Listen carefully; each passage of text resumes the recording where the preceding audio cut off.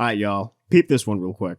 Starlight Glimmer / GlimGlam / Glimmy. A former villain, a reformed hero, a girl with anxiety issues, a magically talented girl, Trixie's bitch, a Marxist, a Mary Sue, fortune and Uberboru's punching bag, an item included in the MLP debate starter pack, a force that will awaken thousands of MLP fanatics ready to go on their computer to write Bible-long paragraphs on why she was the worst entity to ever be brought forth and should be sent to the nearest hell dimension. But, most importantly, she's my favorite character in the show, and she is the best pony.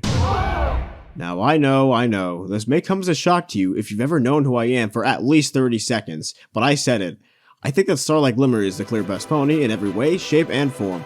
And you might think to yourself, oh, but MV, what possible reason could you ever have for saying such a controversial yet so brave take? Don't worry, I have my reasons, and I'm here to bring these reasons to your attention.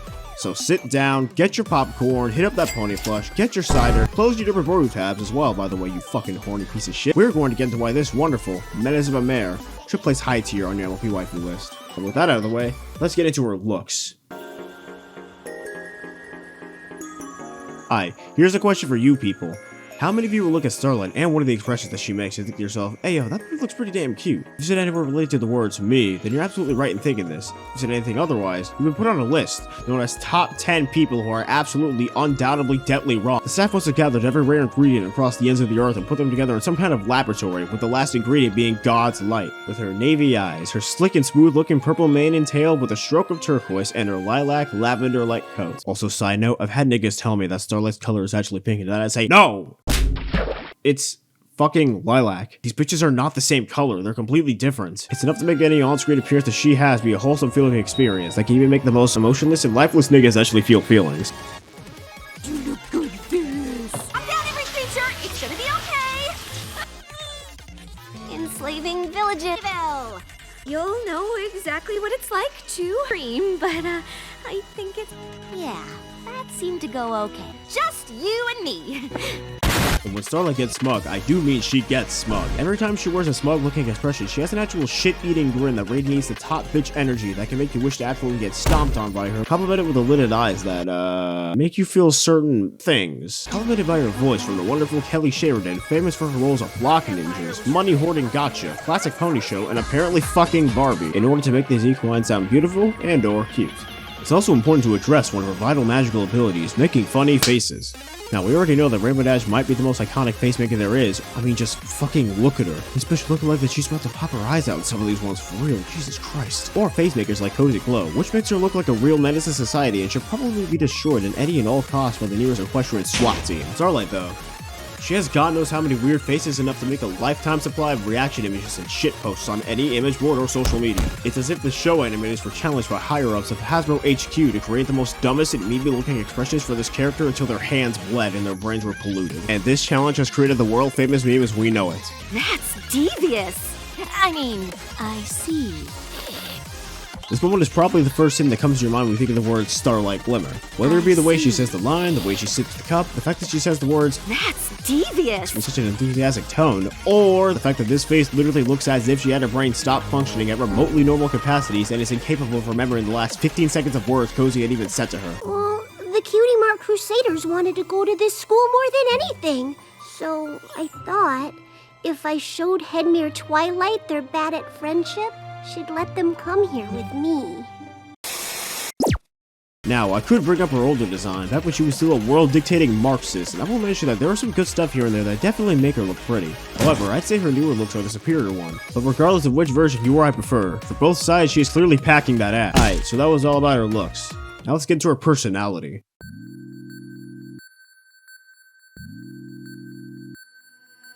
Starlight is one of those individuals where if you were to give her some bullshit, she'd probably leave you with a glare that's so icy it caused the next snowstorm that's as powerful as Izzy. Starlight's personality consists of a mare who's nice when you first meet her, but if you get on her nerves, she'll be probably met with a death glare or a gravestone. Her patience and tolerance for bullshit is so low it deeps into the trenches of the Earth's core and penetrates it. There was even an episode where she was so angry there was magic to visually represent it, but she kept those bottled up in a jar because she didn't want to hurt her friend's feelings. This episode is great, you should absolutely watch it if you haven't already. And this isn't a request.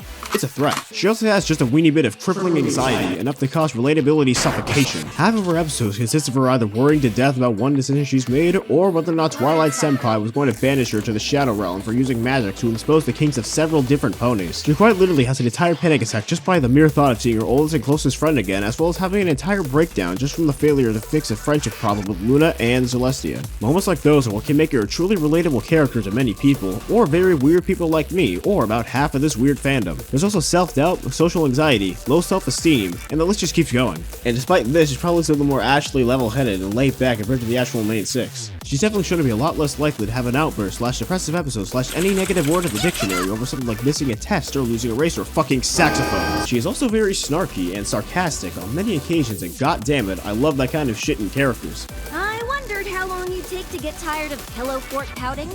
Hey, you made me a guidance counselor. That means tough love. I'll judge a book by its cover just this once. Great. Thanks for asking in a completely not creepy way. Oh yeah, real motivating.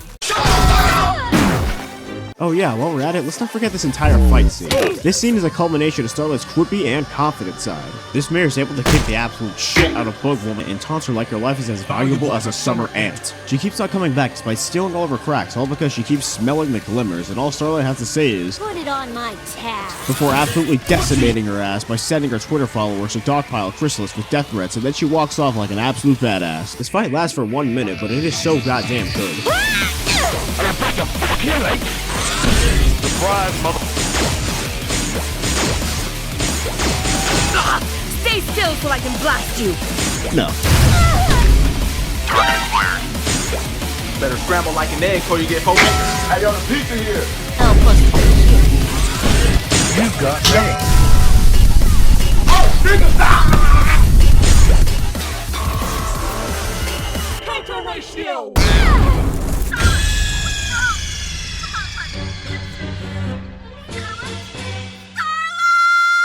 Better yet, she doesn't even stop at that fight. In the rest of the episode, she just keeps on going for as long as she's on screen duking it out. After dwelling in the Twitter cancel box for a post about equality, Discord decides to remind Tyrek why he will never be as base as his father, and then Tyrek attempts murder in a TPY Little Girls cartoon. This unsuccessful attempt brings out new evidence regarding Starlight's cancellation, revealing that Chrysalis had actually faked DMs in order to post Starlight as an out-of-control, batshit insane communist, and then Starlight uncancels herself. And as soon as she is freed, she gives off a smug-as-hell expression before constantly dodging their attempts to cancel her once more, all while she continuously taunts them. All of this makes Starlight more on the relatable side of the cast while also being incredibly entertaining to watch. More entertaining than I can say for certain niggas, holy shit. Now with Starlight's personality out of the way, let's get into the last and final thing, her character arc.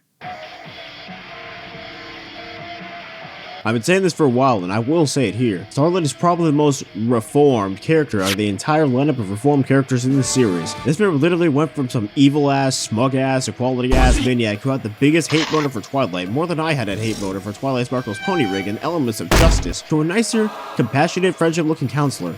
Buckle up, fellas. We're about to recap on this bitch.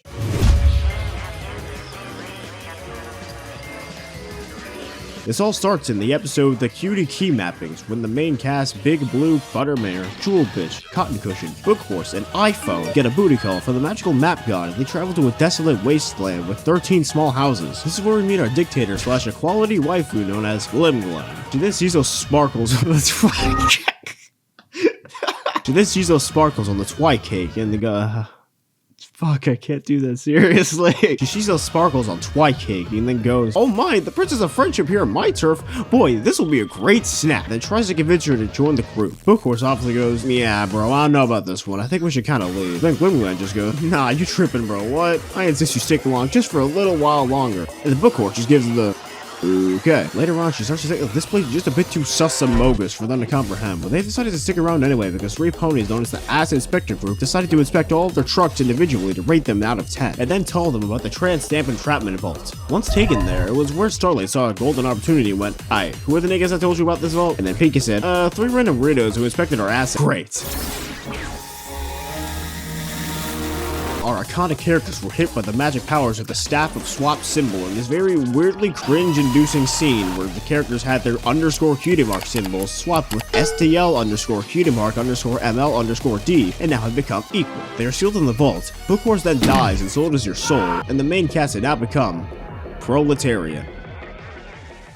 The next day, Buttermare came up and totally decided to join the town, and Starlight then decided to literally manipulate Buttermare into exposing the ass inspectors in 4K, 144 Hz, 120 FPS like the dictator bitch she is, and this scheme works. One of them comes out, and she fucking plays it like it's some simple crime that is punished by Celestia herself because this guy dared to feel like himself again, and he is then thrown into the Forever Box as his punishment. After time passes, PM prowls the night like a predator to find herself some new evidence to overthrow the government, and in a scene where you question whether or not the animators were horny on maid when creating it was where we discovered that GlimGlams is a dirty little traitor. And this is where PM said, I could use it to cancel her from her own government. And we wait the next day. As Inspector Agent number 2 finally leaves the Forever Box and succumbs to his queen's desires of equality, and she straight encourages it like it's the absolute life ideals that anyone should have. But of course, Buttermare went, that's a hard cap, and then threw a bucket of water at her to expose her. Agent number 2 does his greatest inspection and reveals the truth.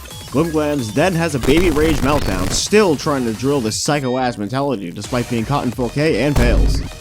Government successfully overthrown. After a very epic chase scene, Starlight drops the sauce, the tramp stamps return to their original owners, and then she casually attempts murder. Book Horse then becomes the savior of ads inspection and humiliates Starlight in front of her friends by being the clear better winner at Magic before giving Starlight this sentimental pep talk making her go, bro, shut the fuck up. Your baby shit is nothing compared to my understanding of friendship with I gave these people. And then double dumbass goes, nah bro, your shit whack as hell bro, before GlimGlam gets murderously pissed off and dips.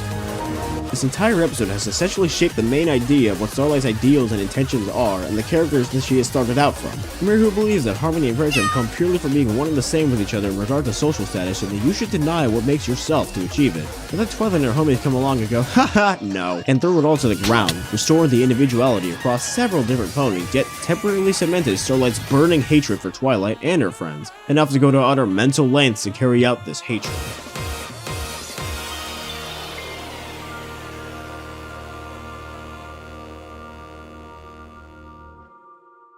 Throughout the season, everything seems to be pretty chill for the most part. Nothing seems to be happening much to Book Horse and her gang, busy solving friendship problems across the civilization and occasionally getting drunk on Tuesdays.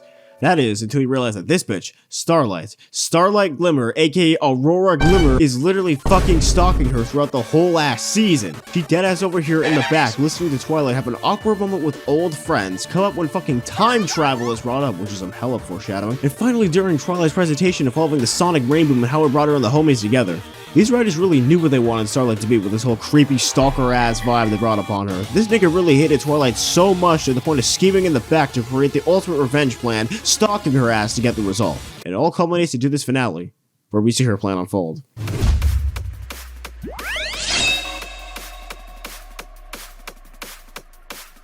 In the episode known as the Snarky Remark, we saw where GlimGlam watches the exact thing that she needed to exact a revenge plan. A pony point presentation of how Book Horse and her gang were formed before they even met, and then Book Horse finally notices that she's being stalked by a stan. After this presentation, Twi goes, alright, Spike, either that was another one of my creepy stans that I just saw, or that was the evil bitch from 24 episodes ago. Spike goes, nah, Twiggles, you're tripping. And then the GlimGlam Menace appears. After we get a really cool animation, GlimGlams hit them with an evil smile before going, see ya, nigga, and then dipping to a currently unknown location before the dynamic duo follows. At least Miss Cushing gets the rest of the cake. Later in this unknown location that just apparently happens to be Cloudsdale, where Spike died, lands perfectly fine with Book Horse. Suddenly Big Blue dashes through with no regards of safety. Spike goes, was that Big Blue we just saw a moment ago? Yeah, but it seems like she's Small Blue now. Could that be because we traveled back in time?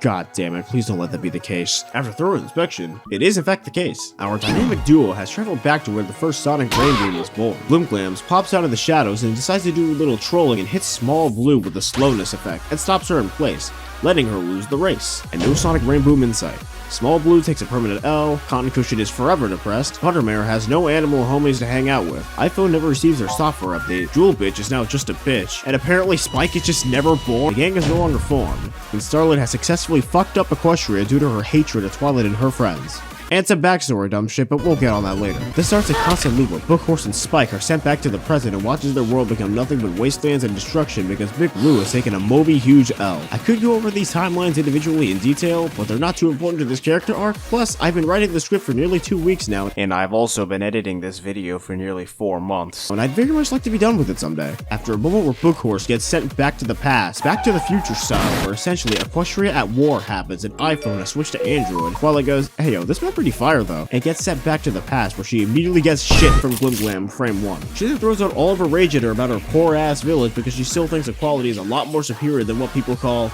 intellectual thought. GlimGlam then banishes Twilight to the Brony Zone. After Bookhorse is freed and Spike is saved, we come to see Starlight literally manipulating children into believing this psycho-ass mentality. Bookhorse goes, "Hey bro, can you like fucking not?" But the kids are so far gone into Starlight's ideals, they're just straight up baffled. She's legit convincing children that equality is best way of life, and beautifully disguises it as a way to stop bullying and be nice to people. After a rather pitiful yet also very sussy attempt at convincing Small Blue to bust the Sonic Rain move and then getting sent to Bug Woman's paradise, we return to this incredibly epic fight scene where two lean-filled mirrors who are equally matched duke it out for the Holy Lands.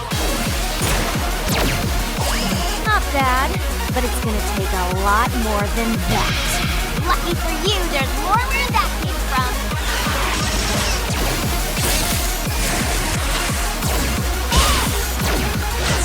You've really gotta work on your aim.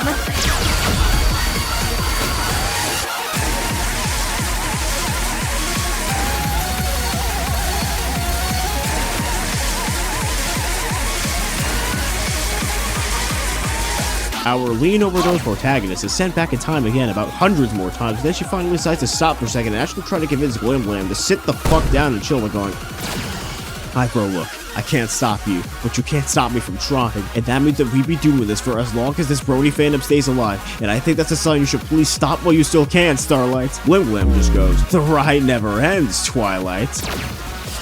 Listen bro, I know you're bitchy at me over what I did to your village, but you're doing some scary shit over this petty fit. Please do us both a favor and quit disassembling my gang. Oh, cope and seethe, Twilight, your future gangship is nothing. Quit shoving your overblown ass ego and just take the fucking L.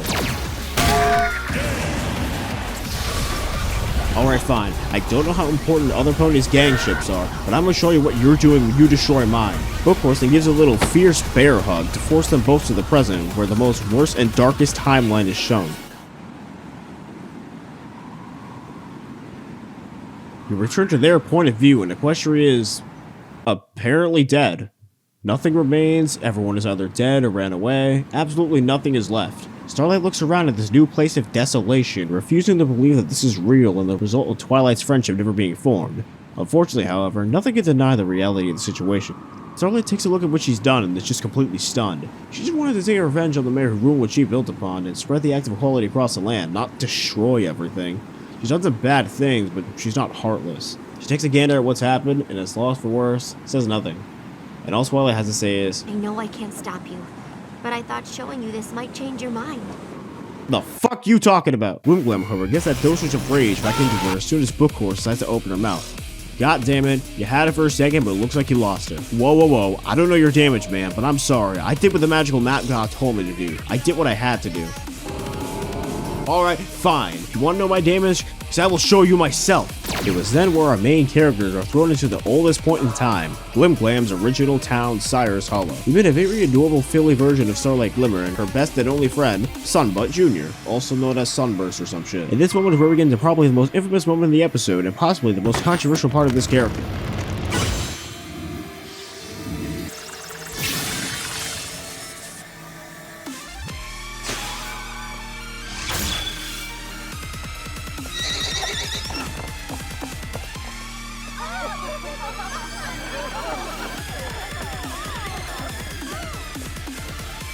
Ever heard of the term shot heard around the world? Because this single moment had caused the brony screams heard around the world. If Benjamin Franklin was alive today, he probably refers his famous death and taxes quote with, "Nothing in life can be certain, except death, taxes, and the Starlight Glimmer Redemption debates." This moment is one of, if not the main thing that many people in this fandom come back to whenever they want to bring up Starlight's character faults, whenever they want to bring up a bad redemption arc, or whenever they want to start a forest fire in a normal and friendly LP discussion about favorite characters or something. Moondancer felt more hurt than Starlight.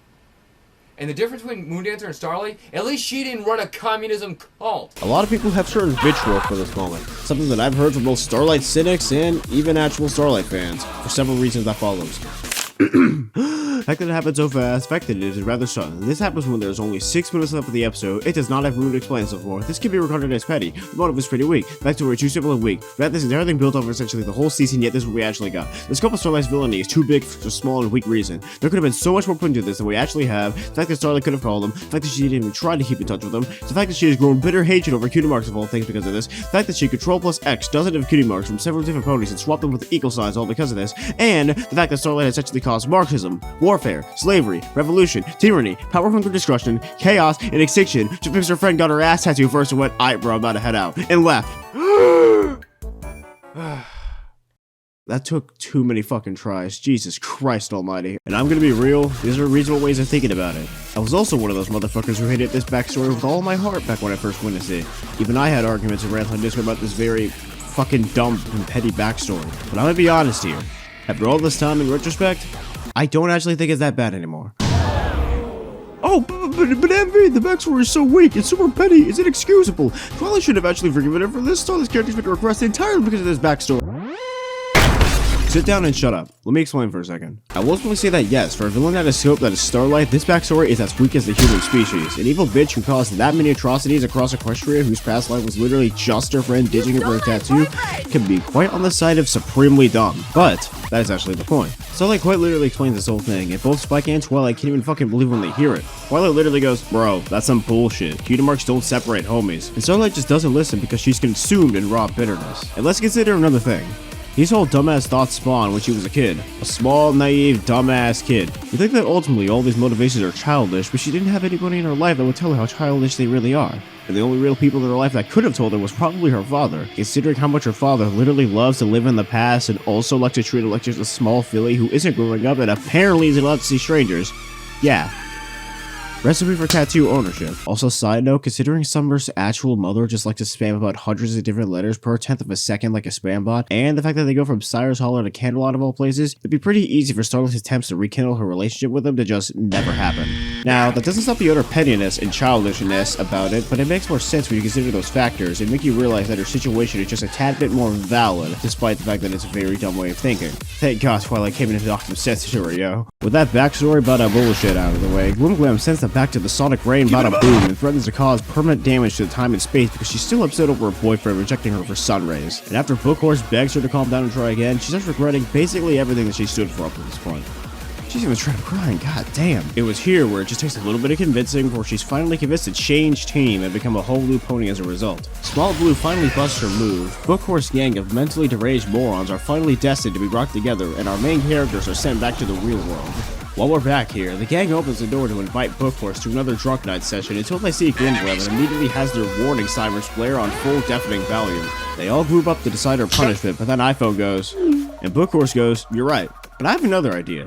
How about we give this newbie another chance?" This great idea was to let GlimGlam become Twilight's faithful student instead of sending her away.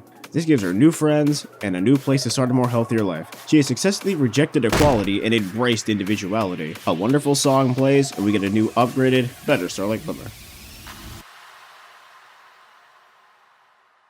I've spent about several or so minutes to explain Starlight's entire villainous to good period as a way to set the ground on who she initially was before she became the man we know today. An evil bitch with rather unforeseen circumstances to a new, more compassionate person.